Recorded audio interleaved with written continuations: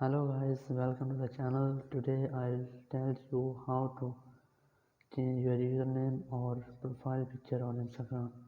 So here we have Instagram app, just click on it to open. So here you have to click on your profile picture to open your profile page.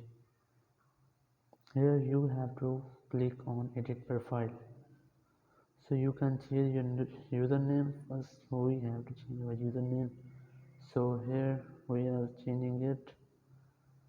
I have entered my username like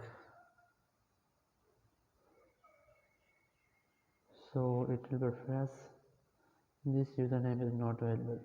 So here I again type my username that I want. So this is also not available. So we have to try something different like this. This is not available. So we have to enter once again.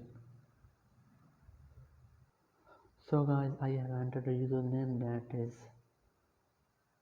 good for the Instagram. So just click on this icon.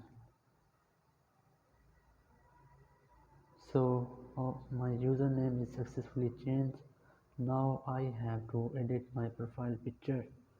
So click on edit picture, choose from library, and here you can choose your picture from your library. So I want to choose this picture.